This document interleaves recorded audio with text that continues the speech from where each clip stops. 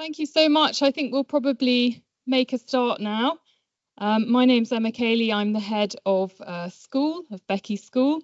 It's a very great pleasure to be asked as head of school to introduce the very talented Professor Becky Muradás-Taylor for her inaugural lecture, and a sign of how highly she values personal relationships, since she could well have asked somebody much more important than me to do the introduction. So thank you, Becky, for that.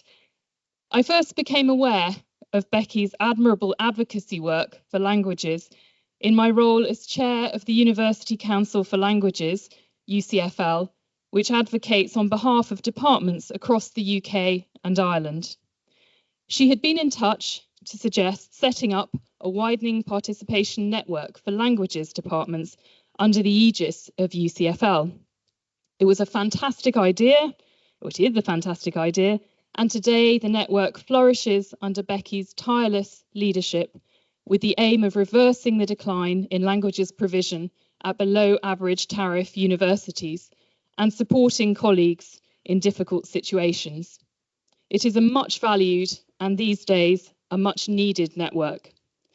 It was seeing her in action in this role that immediately made me think of her when there was an opportunity to recruit talented colleagues for a strategic university project on curriculum design. We were sorry to deprive York St John of such an asset, however, also selfishly delighted for Leeds when she was appointed here in 2022. It is a further mark of Becky's loyalty and integrity that she remains closely linked with her former colleagues. It has been a huge benefit to us to work with someone of such personal and professional kindness, closely associated with pin-sharp acuity and immense strategic vision. Becky is always a delight to work with. She is someone whom I and my colleagues respect enormously, while simultaneously someone who isn't afraid to challenge us on a sometimes daily basis.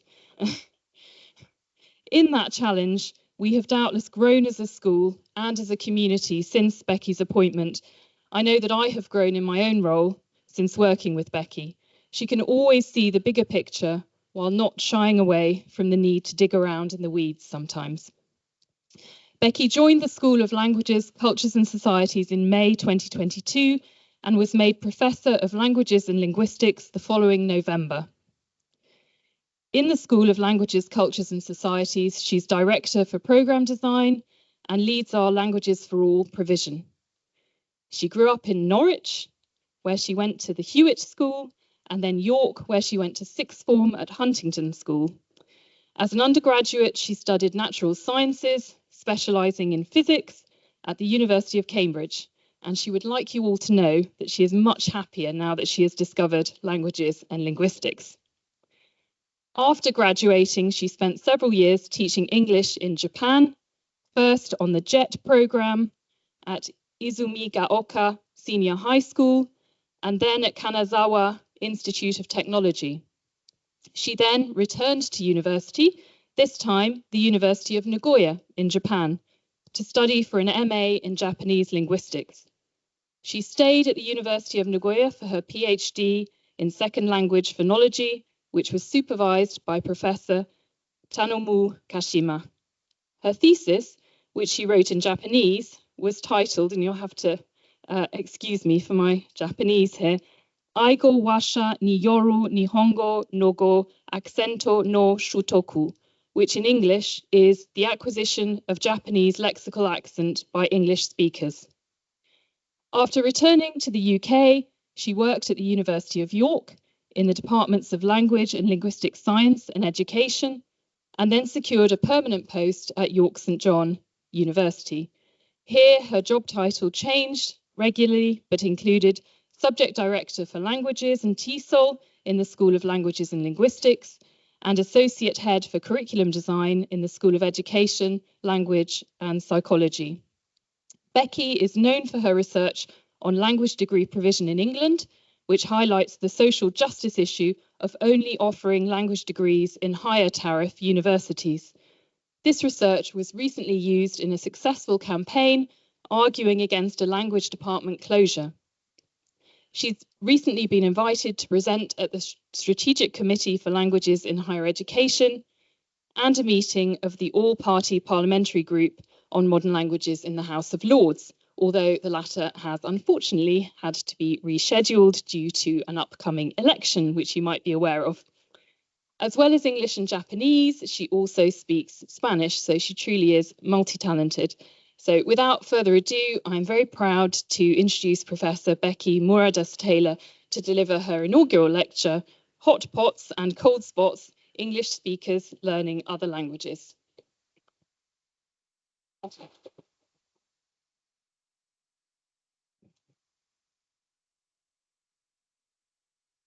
off. Right, I think that mic's off and this one's on. Does that seem good? Yes, excellent. Emma, thank you so much for that lovely introduction.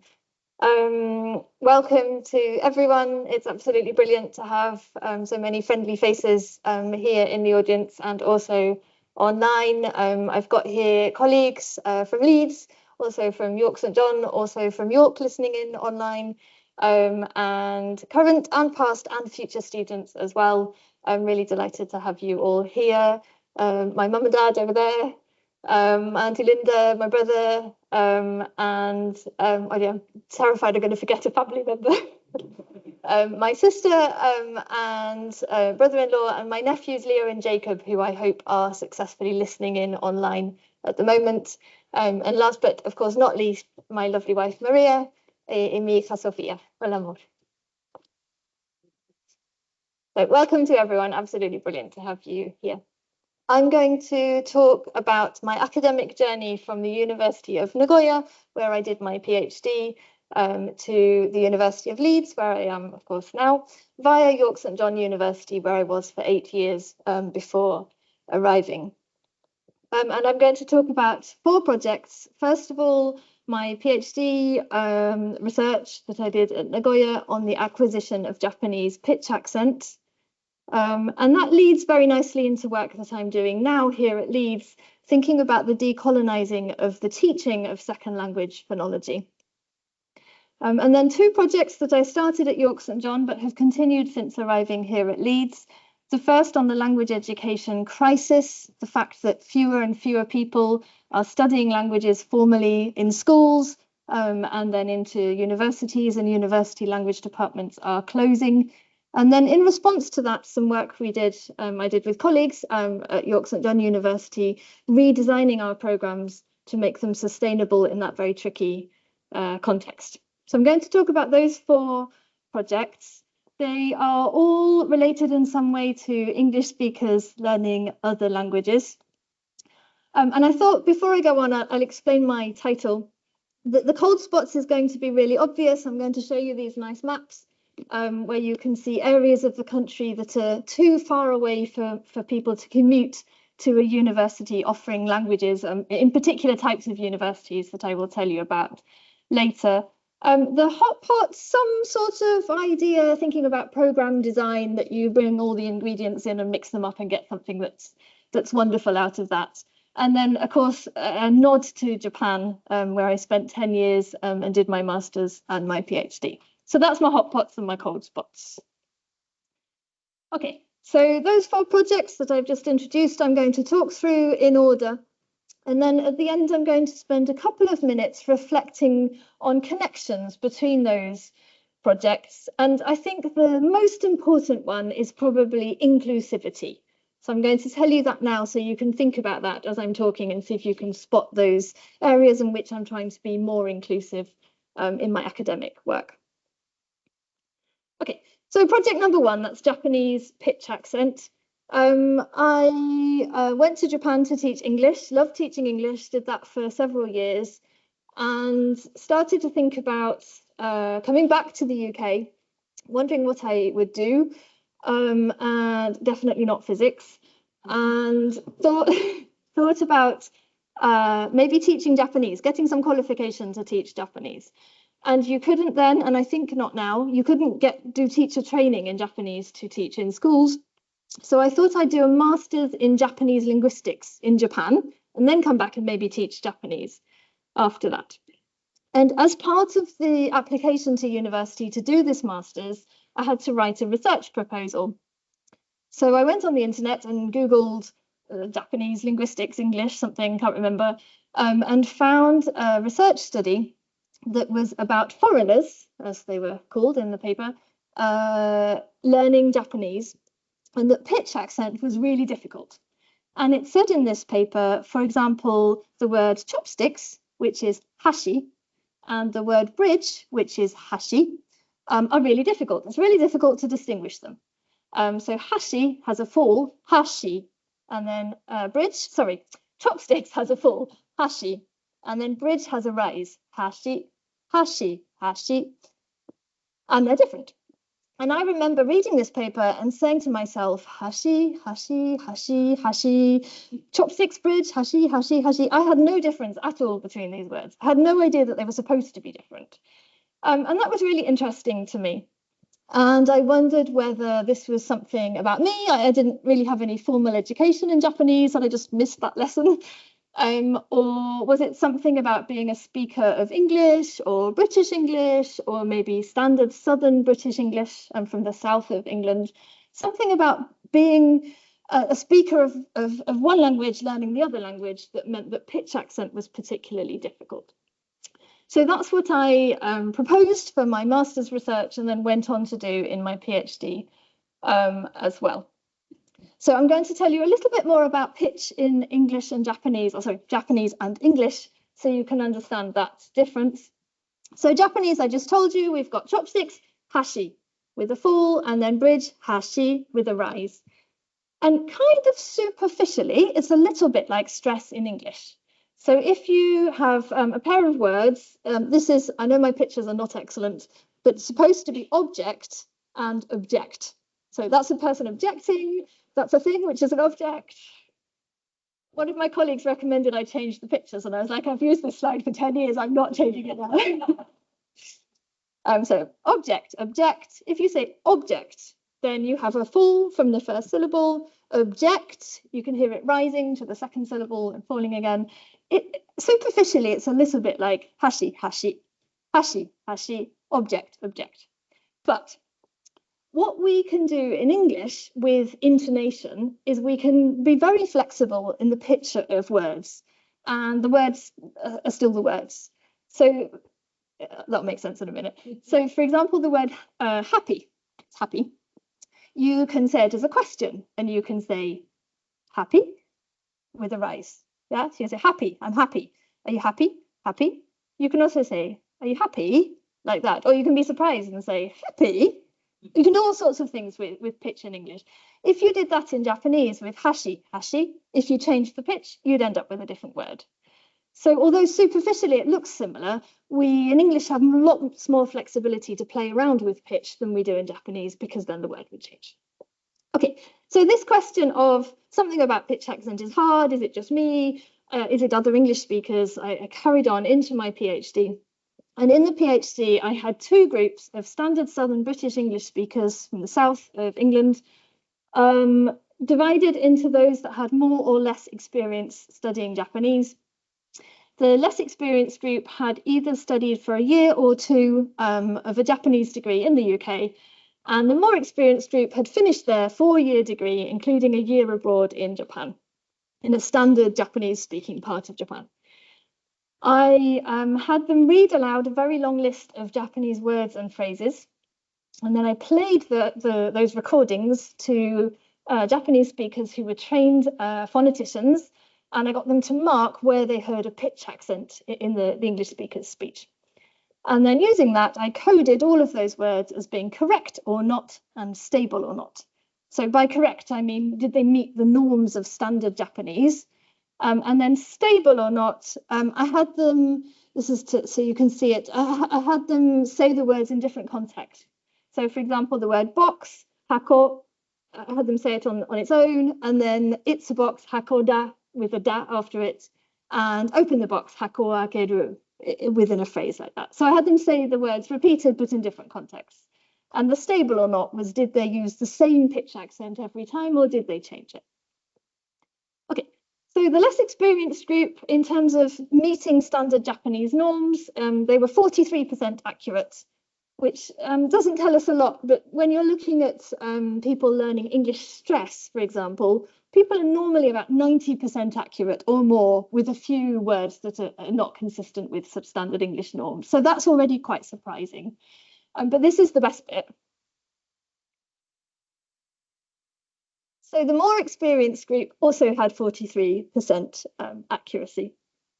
And then the same thing happened with stability. The stability was very low, and then the more experienced group were no different.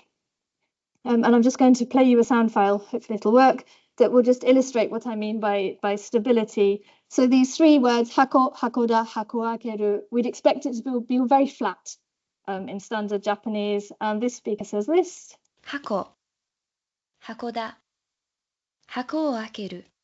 So she has hako with a full, hakoda, that one's flat, and then hako o akeru, that one's got an accent on the ko. 箱、箱だ、箱を開ける。 So she says that word 3 times, and each time she says it with a different pitch shape. 箱、 Oops. No, stop, Hakoda. stop. Done it. Hako. Stop. Okay. So what I found in summary from that work is that, first of all, that Japanese pitch accent in standard Southern British English speakers is unstable, like I just showed you, that change of pitch accent. I didn't show you this, but another interesting bit of data is that people have favourite accent types. So different people, one person might like to do everything flat, another person might like to do everything with a full from the first syllable, etc. And by comparing my results with other published results, I concluded that probably the thing that was most difficult was remembering which words took which pitch accent. Not the hearing it, not the saying it, it was the remembering. And I published that. It actually was only in 2022. It took quite a long time to get that final piece of work published, but published that work in the Journal of Language and Speech fairly recently. Okay, so I did that work in Japan, but then I moved to Wicaksono, as I said, and was working there. I'm still working on that write-up of my PhD, and feel very conscious now looking back that when I arrived at Wicaksono, I thought of myself as a linguist. And by the time I left, they'd kind of persuaded me, I don't know how to say this diplomatically, that I should be perhaps an applied linguist. The more interesting stuff was in the applied linguistics or something along those lines. And the thing that really struck me, I really feel like I learned from my colleagues at Wicaksono, is that the idea that there is one correct way of speaking a language is unhelpful. It's not true, it's not good. And that was really surprising to me because my whole PhD was based around that. It was how correct is the speech of English speakers that I'm looking at. And I learned from my colleagues that our ideas of there being one correct way is politics. It's there being a group of people who have status, and those people decide that their way of speaking is better than other ways. But in practice, we all speak differently because of our language backgrounds. And linguistically, there's no reason why any one way of speaking is any better, as it were, than any other. And this has had a profound influence on my teaching of second language phonology here at Leeds. I'm going to tell you about that next. Okay. So at the moment, I teach 3 weeks of second language phonology, which is looking at the speech of people who have one language as a first language and are speaking a second language, and looking at how the first language influences the second language. And what we do in the first session is we listen to some speech and we transcribe it using the International Phonetic Alphabet, and then we describe what's going on. And I give the students a checklist, and they go through the checklist and they identify what they're hearing. So, for example, we might have consonant substitution. That's when one consonant is swapped for another. So, for example, the word think, we might get sink. Instead of think, we might get sink. Oh, hello, students. Yeah, we did this. Consonant deletion is when you get 2 consonants together, generally, and one of them drops out. So instead of friend with a n, d, you might just get fren, one consonant.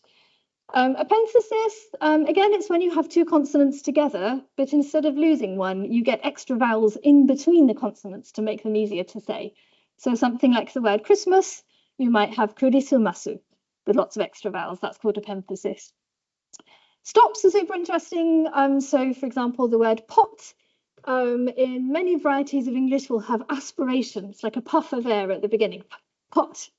But in some varieties, you don't have that aspiration. You'll have pot with no puff of air. Or the t at the end, instead of having pot with the release, you might have pot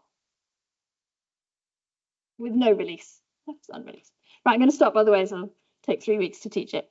So it's super fun, it's super educational, works really well. It's a good way to learn the terminology very quickly. But it's also really problematic.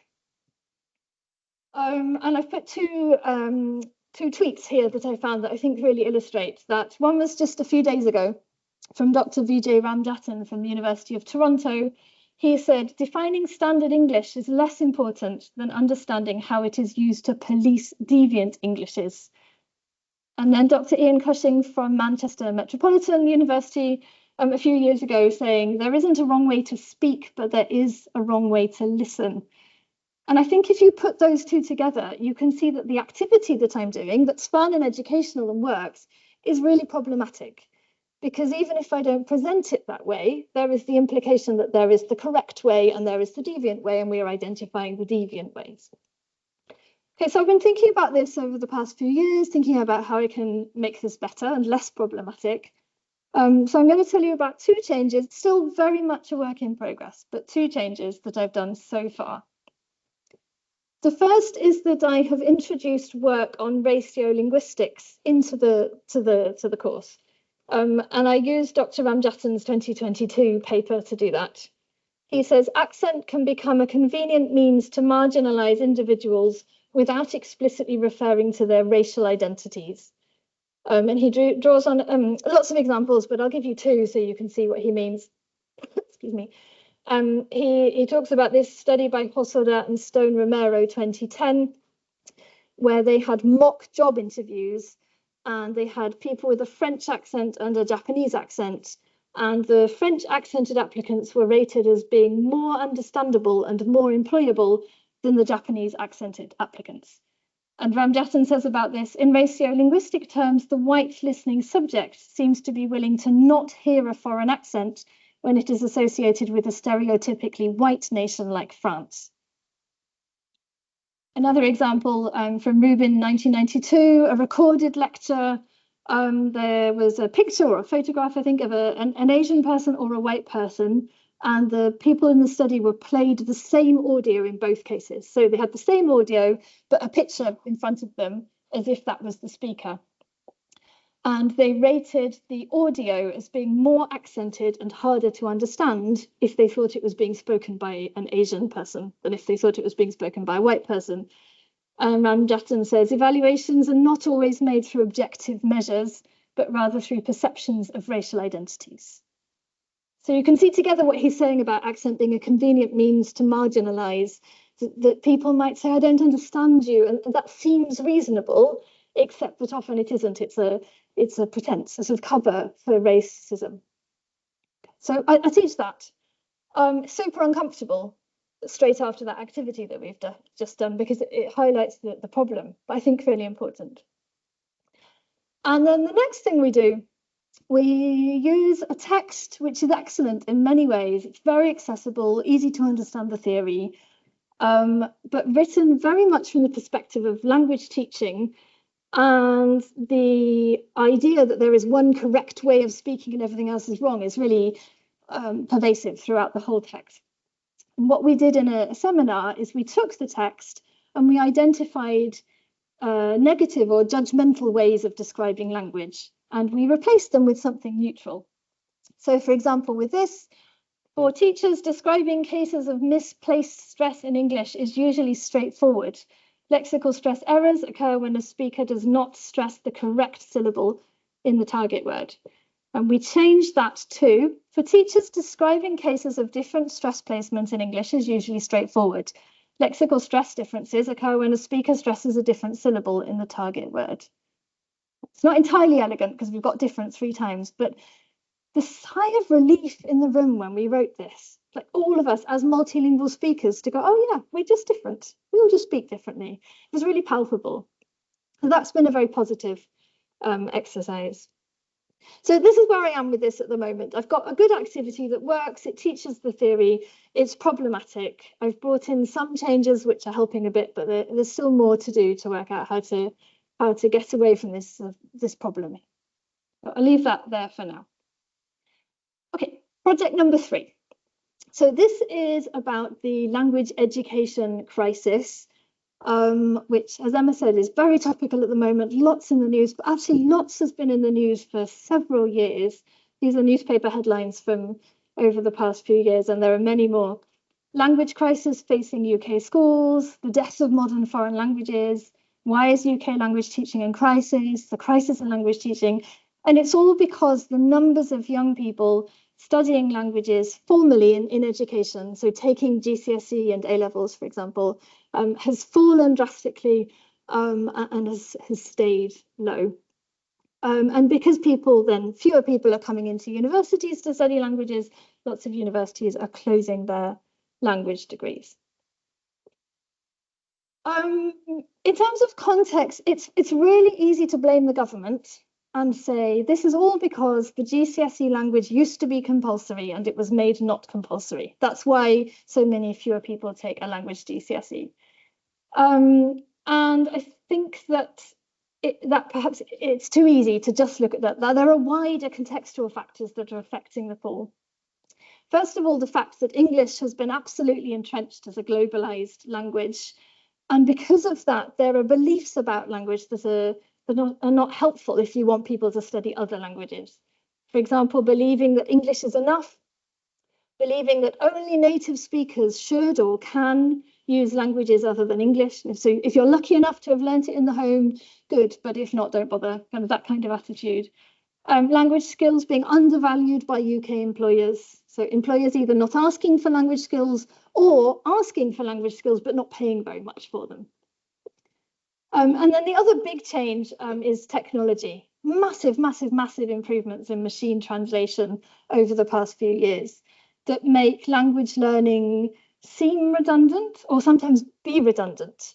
And also, not just the translation tools, but language learning apps like Duolingo that are fun and you can do at home for free. And so then you might question why you should study formally or why you should pay to study formally. And they might also make formal language learning seem or be too hard or too boring in comparison. So these two massive changes, I think, have really affected the uptake of formal language study of languages other than English, and of course, especially in the UK. And then similar, I think at university level, whenever a department is under threat, there's a narrative of sort of senior management not understanding the value of languages. And again, there's wider context. It's not just that, or perhaps it's not that. Really, really challenging financial situation at the moment with the undergraduate tuition fee being frozen, worth much less now than it was in 2017. International student numbers starting to fall as well.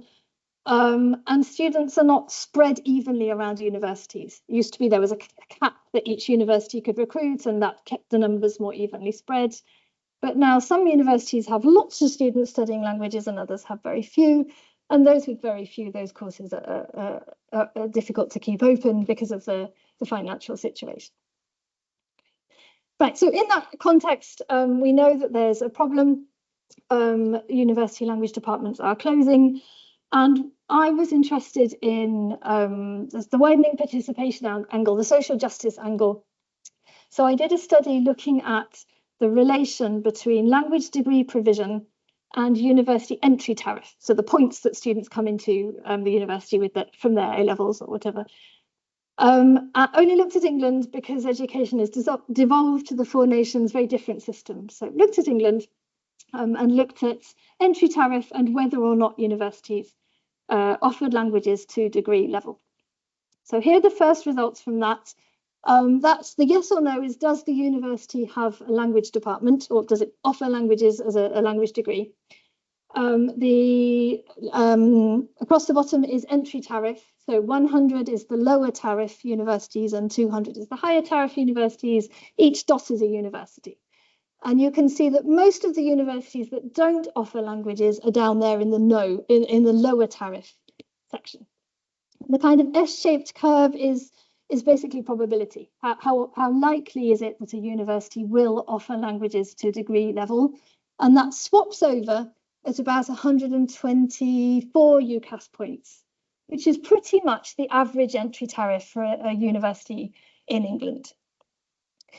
Then the second chart is looking at the universities that do have language students. How many language students do they have? Again, plotted against entry tariff. And you can see that the universities on the right-hand side who have a higher entry tariff have more language students. Okay, so those two things together tell us that overall, slightly generalizing, but overall, the universities with below average entry tariffs are less likely to offer languages to degree level. If they do offer them, have fewer students.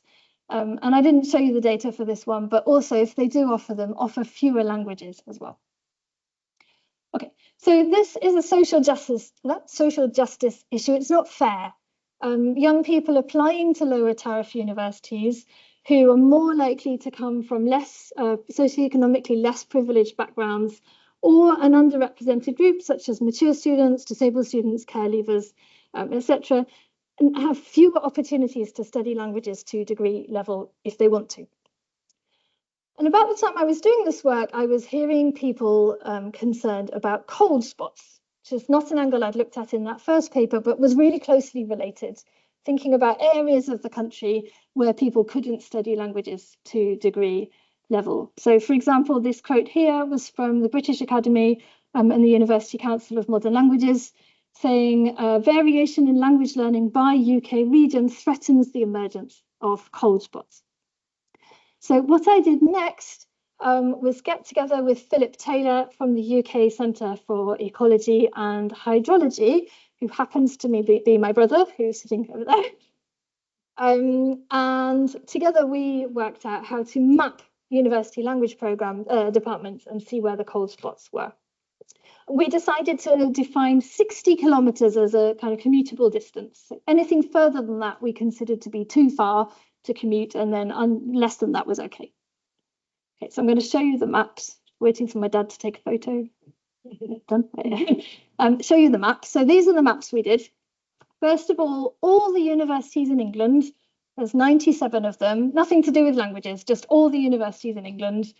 The cold spots are blue, but there's basically no blue, which is a good thing. So everyone in England can get to a university within 60 kilometres. Then the second map is the universities offering languages to degree level.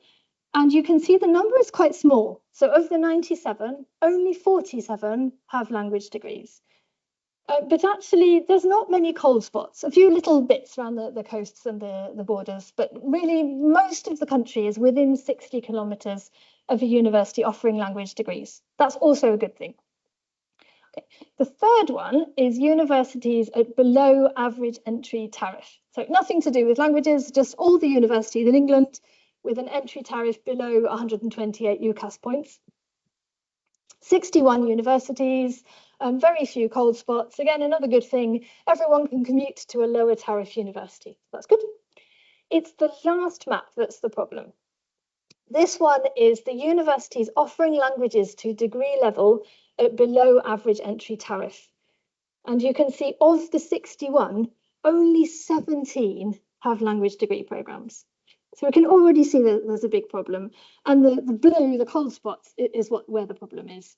So in the north, in the east, and in the southwest, there's big parts of the country too far for people to commute to a university, a lower tariff university offering languages to degree level.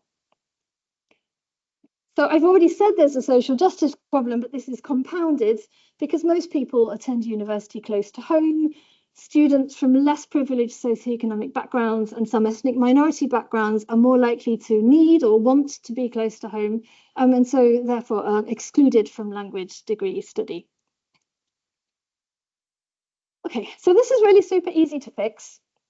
All we need to do is to open or reopen one university in each cold spot. So, for example, Cumbria, Sunderland, Teesside, one of them, not in the cold spot exactly in the east, but Hull, Lincoln, Anglia Ruskin, Suffolk, one of them, and one of the many in the southwest. Open one of those and the problem goes away. So I'll just show you hypothetically. This is very much plucking universities out of the air. But if Cumbria, Anglia Ruskin, and it turns out I needed 2 in the southwest, it is such a big area, University West of England and Plymouth, if they all opened a language department, the problem would go away. Just adding 4 more universities and we wouldn't have cold spots. Okay, so it's really easy on paper to suggest that, but of course it's not easy in reality because we have a shrinking sector, lots of universities are announcing closures, low numbers of young people in schools studying languages. How on earth would we justify opening new programs in that really difficult context? So the programs would have to be sustainable. That's absolutely vital. They would have to recruit enough students, and administratively they'd have to not be too complex because that's also expensive. So one way forward would be to do something similar to the design we put into place at York St John, which did meet both of those criteria, and that's what I'm going to talk to you about now. So York St John is a widening participation university, a low entry tariff of 108 UCAS points, right down the left-hand side of my original charts that I showed you. 40% of students, that's a very high number, from the least privileged socio-economic backgrounds. So the sort of university that generally doesn't have languages to degree level. And I'm going to tell you about work that I did with a team of colleagues at York St John that then I wrote about with Professor Rachel Wicaksono, who is head of the School of Education, Language and Psychology, also in the room over there. I'm looking away. Yeah. And we wrote about that work in a book chapter that is coming out at some point that you can see there. But because book chapters take quite a long time to finally appear, we also wrote about it in Wonkechi, which is like an online sort of blog thing about higher education. And we wrote this article called Sustainably Designing Language Degrees. So if you're interested, you can go and find that one. That one's online already. Okay, so I'm going to briefly reflect on that work that we did, which we did over a period of about 5 years. I'm going to start with where we were, talk about what we did and what worked and what did not work. So where we were really unusual in offering languages to degree level at all as that type of widening participation university, and offered 5. That was British Sign Language, French, German, Japanese, and Spanish. And they were joint honours with all sorts of things, with business management, with education studies, with English language, with English literature. Spanish was also joint honours with tourism management. British Sign Language was also joint honours with children, young people and families. Then everything except British Sign Language was joint honours with TESOL, which is teaching English to speakers of other languages. And then there were all the combinations of the languages, so French and Japanese, French with Japanese, etc. So if you add all of those up, you get 37 different named degree programmes. And that year in 2017, 52 first years joined the university to study across those programmes, which meant that the average programme size was only 1.4 students. And that put an unsustainable, but also I think quite hidden burden on timetabling, on module choices, on marketing, on quality assurance, all those sort of administrative processes that a university needs to run. And then things went wrong, and that had a negative impact on the student experience. I'm going to show you 2 examples so you know what I'm talking about. For example, with the timetable, none of the language modules could clash with any of the modules on any of those joint honours programmes. And it was even more complicated because we had some first years and some third years studying languages in the same modules. And so that meant the first year language modules couldn't clash with third year modules on the joint honours programmes from around the university. Module diets, we had a really good system where as academics, we designed the programmes, we had core and optional modules, and professional services colleagues generated what was called a module diet from those core and optional modules so that the students were enrolled on the core modules automatically and then could choose their options online. The trouble is with 37 programs, it was just too many to get right. So there were often modules that weren't running, that were accidentally offered to students, or modules that should have been offered that weren't offered. And that meant that students would arrive and what they would see is their timetable wasn't right. They had the wrong number of modules, they were missing things, for example. And that negatively impacted the students and, of course, the academics and the administrative staff because we were running around putting it right every September.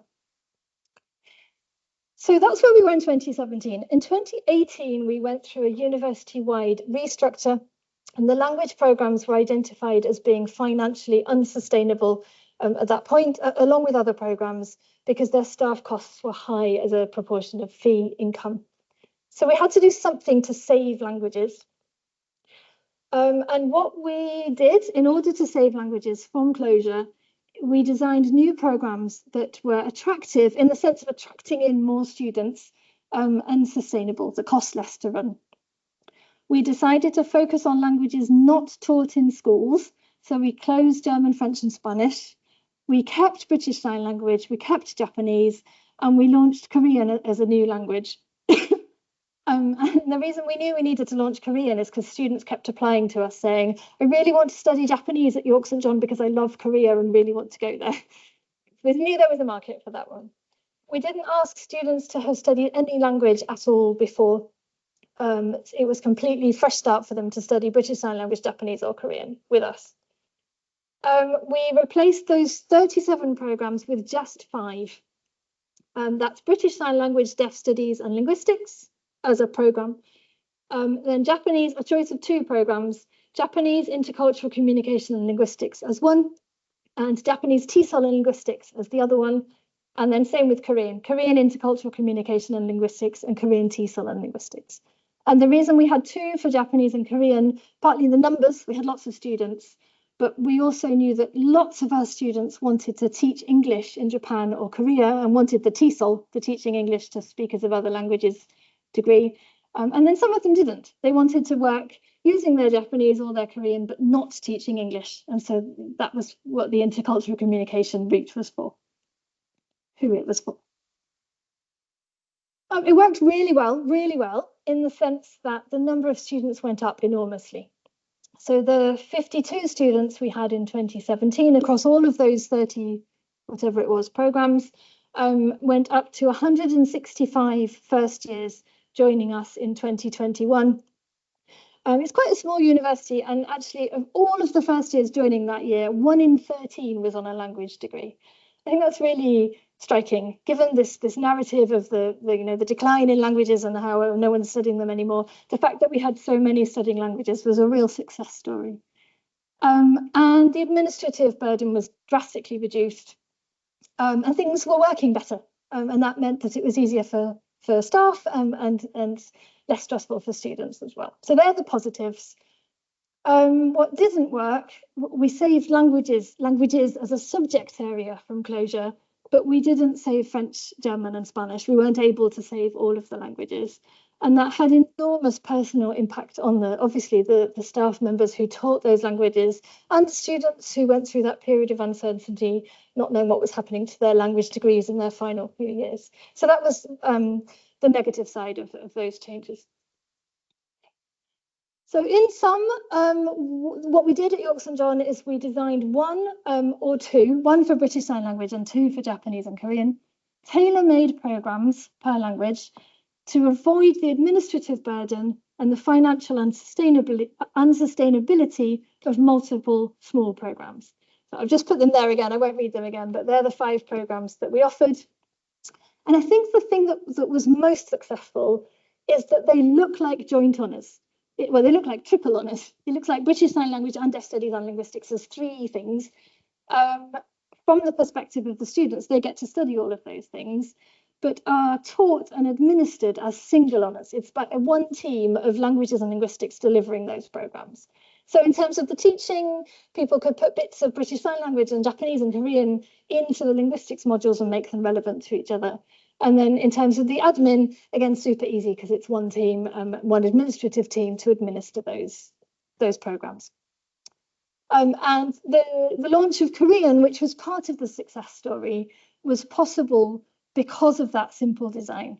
If we'd have been adding in Korean and TESOL, Korean and English language, Korean and English literature, Korean and French, Korean and Japanese, all of those, it would have made it even more complex. So the simple design made it possible to then add another language.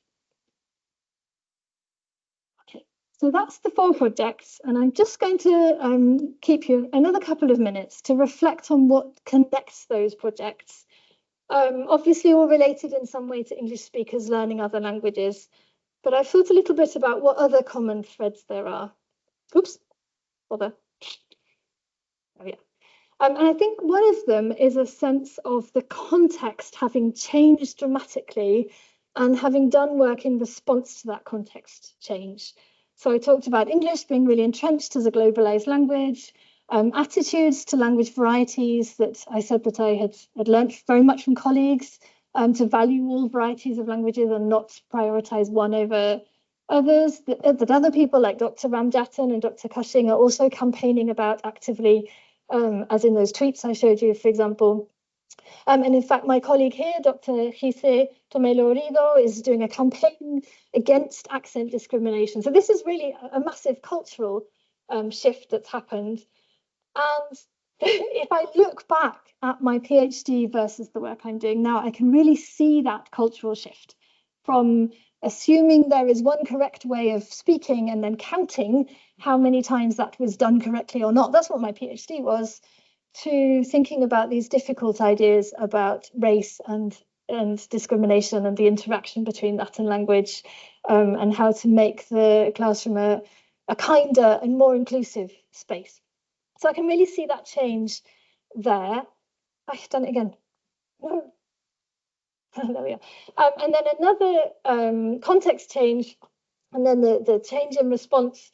Global English, of course, affecting the people studying languages other than English. Technology, as I told you, machine translation, fun language learning apps like Duolingo, the challenging HE higher education financial situation. All of those changes have affected and are causing this crisis in language education.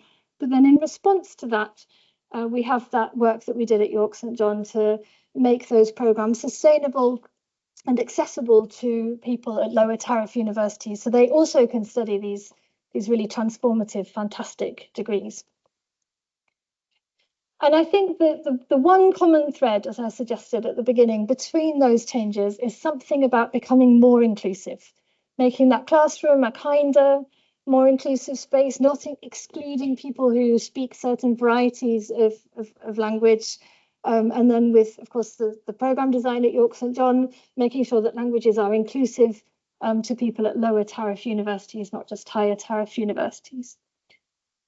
And that inclusivity is something that I'm really foregrounding in my work here at the University of Leeds, taking that from those past projects, but bringing it front and centre. And I'm not going to tell you in detail, this is new work that I've started quite recently with colleagues here. But very, very briefly, I lead on the Languages for All provision, which is where students from around the university can take language modules as part of their undergraduate degrees.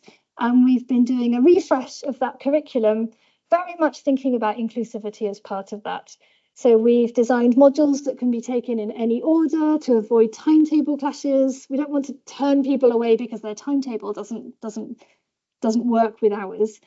And thinking about optionality in assessment, giving students the choice to do written assessments or spoken assessments so that they can be tested in a way that they want to be tested, either practice things they want to practice or demonstrate to us the things they're most confident in. So inclusivity absolutely front and centre of the new work that I've started doing with colleagues here at the University of Leeds. Final slide. I just want to say thank you so much to Alice and Anne and Beth in the research office for organising the event, and also calming me down as I've been panicking about things over the last few weeks. Professor Emma Cayley, who, as you've heard from her introduction, I wouldn't be here if it wasn't for Emma. So very, very grateful to you, Emma, for everything. And very similar story with Professor Rachel Wicaksono, who's on her way down to say a few words. But again, I wouldn't be here giving this lecture if it wasn't for Rachel at York St John and that work we did together. there. And then all my colleagues at Leeds and York St John, and I think there might be some from York listening in online as well. So very grateful for all that support and for support from friends and family too. So delighted that you're here, delighted that I finished, and the next bit is celebrating. But I'm going to hand over to you, please.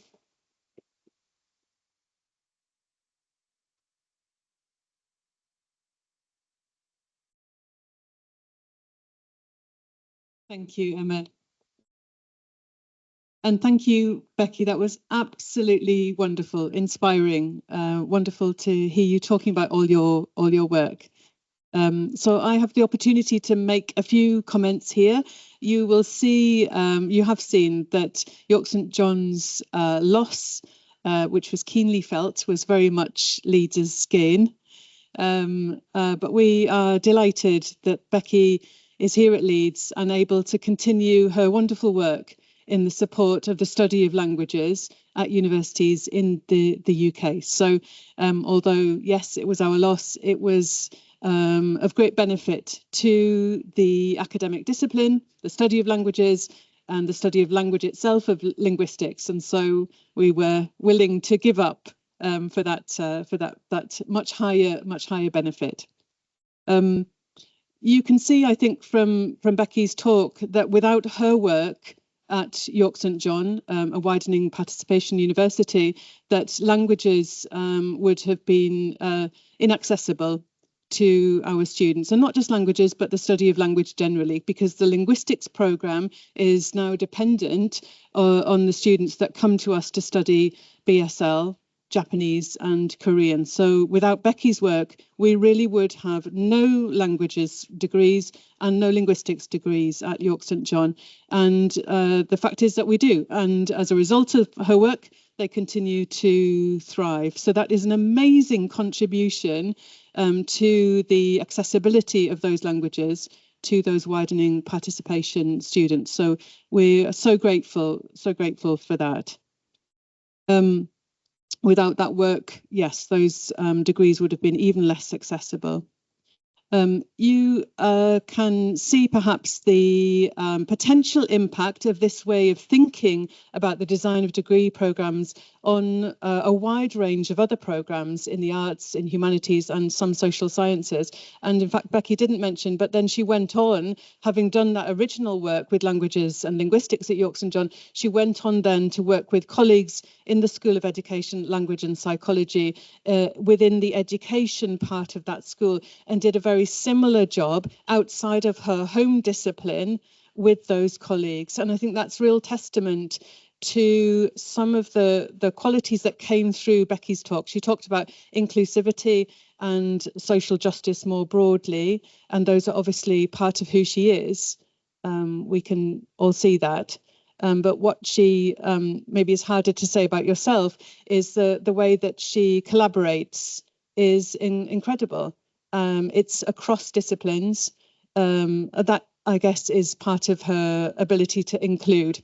But what that means is the work that she's done with languages and linguistics at York St John was transferable to other subject areas. And that was wonderful to see. And the colleagues that she worked with in education enjoyed that work. And as a result of that work, their degrees are also good and recruiting well.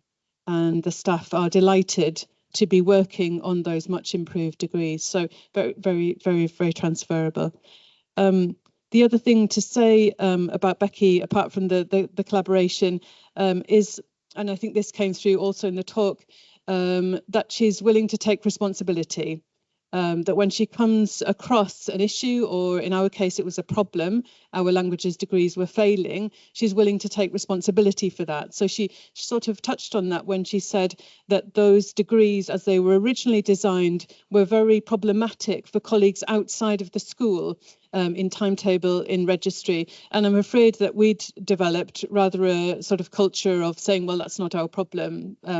our problem is to design and then deliver those programs. If those programs are difficult then for other colleagues in professional services to work with, then that's their job. And that was absolutely the not the approach that Becky took. She went to speak to those colleagues, she found out what the problems were, and she factored all of those issues into the design that she did of the newly launched languages and linguistics and then education programs, so that those programs became able to be delivered, financially sustainable, attractive to students, easier to run.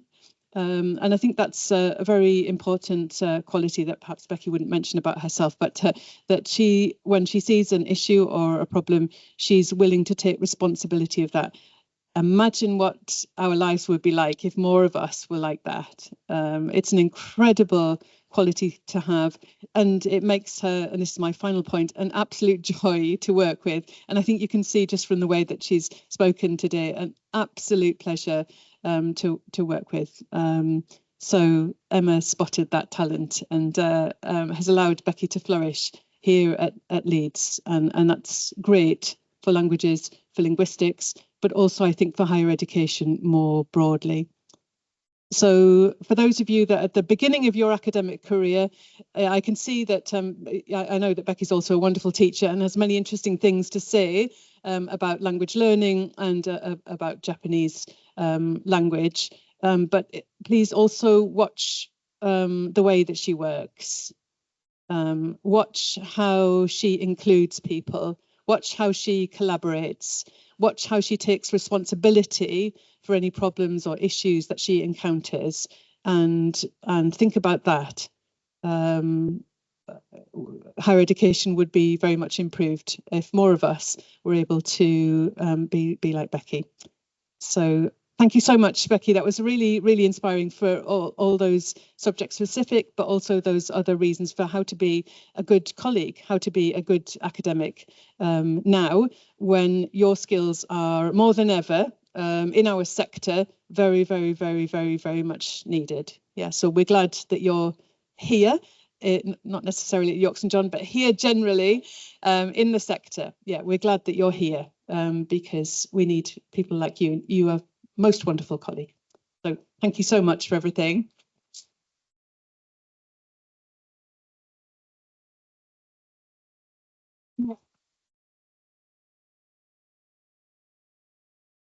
Thank you so much, Rachel. And yes, we're still working with Becky on our programs, but yes, we're taking her advice. Okay, so I think we've got a little bit of time for questions. If anybody had, immediate hands. I think, Sophia, your hand went up immediately. Yeah, we need the microphone. For the moment. Is Japanese food better in York or Japan? Is Japanese food better in York or Japan? Excellent question. I think in general Japanese food is probably better in Japan, but I think that we can eat some excellent Japanese food in York. And I also think that our hot pot that we did was quite nice. And it's great that I love that your favourite food is cucumber sushi. That's an excellent characteristic. So thank you for the really good question.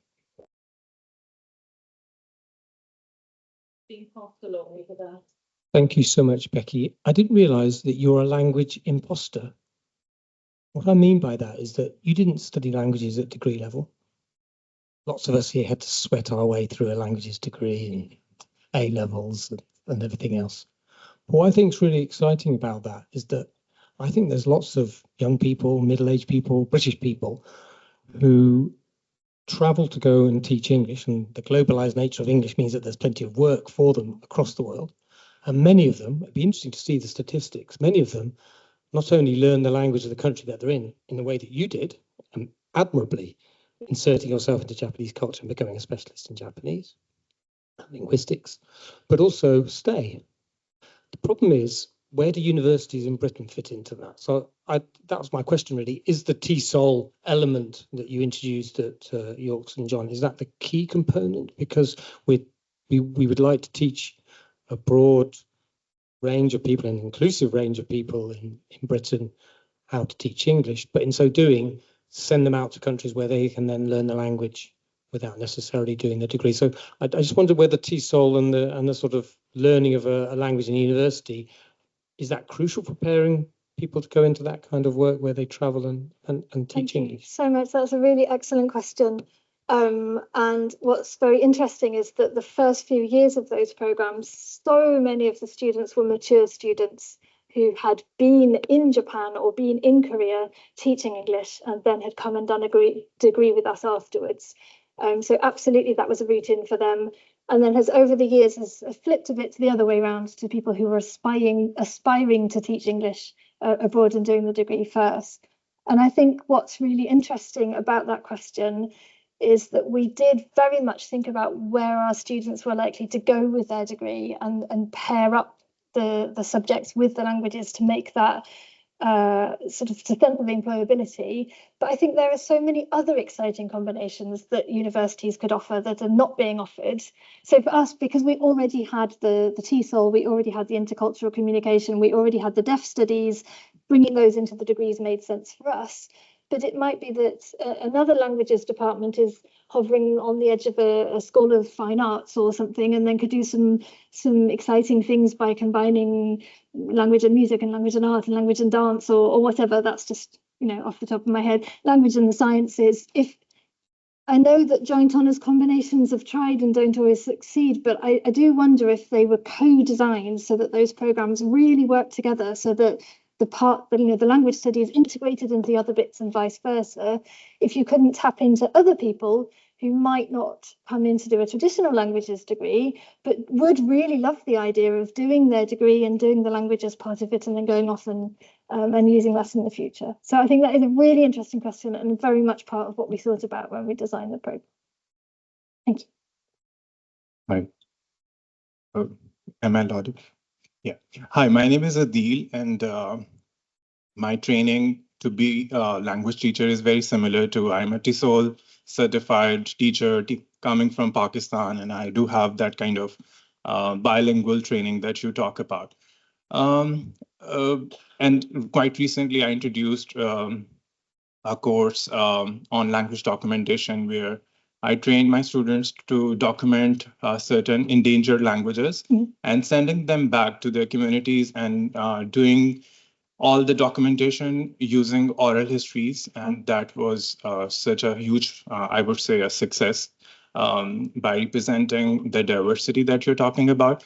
I wonder, instead of like all of your research and your expertise, is that there a possibility instead of differentiating linguistics or languages separately, instead of asking and collaborating with other departments, like business is doing really well? I mean, IT or data sciences, all these things, if we make for those students, we make it like a compulsory thing to learn another language apart from English language. And why not we take all the strata, all the university people from different hierarchies to take on board and help each other to kind of sustain and survive? Thank you. That's a really interesting question. It sounds like your work is excellent. While I appreciate the suggestion, I don't like the idea of compulsory. I think partly because of the context, because it is true that languages other than English are needed less because of that rise in machine translation, for example. You can manage without in many circumstances. And also, it's so hard to study something that you haven't chosen to study. So for me, the answer is to design attractive programs that people will want to study rather than forcing them to study something they don't want to. And there's all sorts of other skills that we really need, like data science skills or critical reading skills or writing skills that we also want our students to learn. So I think it's good that people choose to study the things they want to study, but that's where the inclusivity comes in, that where people do want to study languages, we need to make sure that those opportunities are there, that it's fun, that it's exciting, that it links into careers, for example. That would be my take on that question. Is there any online one? No. Okay, that's good. Can we do one more and then escape? One more? Well, that's we'll see. So I know we're between you and escaping, so I'll try and keep this brief. So the Language for All module sounds like a fantastic opportunity. Clearly, I think I'd be enthused by what you've been saying tonight and want to participate. But it would be really useful to know as kind of general things. What can universities do to make languages much more accessible to the entire student body who come to do natural sciences and physics, but want to really dip their foot in and get a feeling for the languages? So what can university do? Is it the way we timetable things? Should we have a day where students can access things like the broadening aspects of a curriculum? Thank you so much for that question. I'm glad you asked it, because one of my favourite bits of working at Leeds is the open days where the students come to talk to us at the Languages for All stand. And of course, they're here to study all sorts of degrees. So I get to talk to, for example, students on a science degree or who are applying for a science degree who love languages. And they come along and I want to study chemistry or whatever. And I've taught myself Japanese and I'm doing Korean. And I also done a bit of Russian. And I'm like, how brilliant. Yeah, so I think it is really important to work out where those language enthusiasts are and make the modules accessible and interesting to them. Our answer so far has been those two things, has been timetabling. If it clashes and they can't take it, then we've lost someone that would have been brilliant. And then the other thing, for me, and not all of my colleagues agree with me, I think there's a sense often that we have to teach everything. That if you're doing a language, you need to speak it and to write it. And I don't agree with that. I think it's absolutely fine to just be a speaker of a language and not be interested in the writing. Or if you prefer to do it the other way, learn to read and write and not speak. Because, you can learn to read and write and go off and be a translator if you want to, or you can speak and do something positive with the speaking and not need to access the written form. And I think making both of those compulsory in all of our assessments might be a reason that we're putting people off. And so that's the work that I've done now, is to say, have a choice of assessments. We've got for example, one of our assessments in the new module starting in September is a review of popular culture, but we're saying you can do it as video or as audio or written, and giving the students the choice. So there may well be more answers, but that's what we're trying now. And like we did at Yorks and Done, you change something, you see if it makes it worse or better, hopefully better, and then you change another thing and keep going. So it's the start of an iterative process. But I agree, it's really important.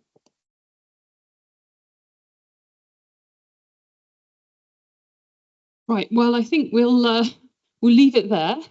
And thank you very much for your questions, but mostly thanks very much to Professor Becky Muradás-Taylor, sorry, for a really wonderful inaugural. So thanks very much, Becky. Thank you.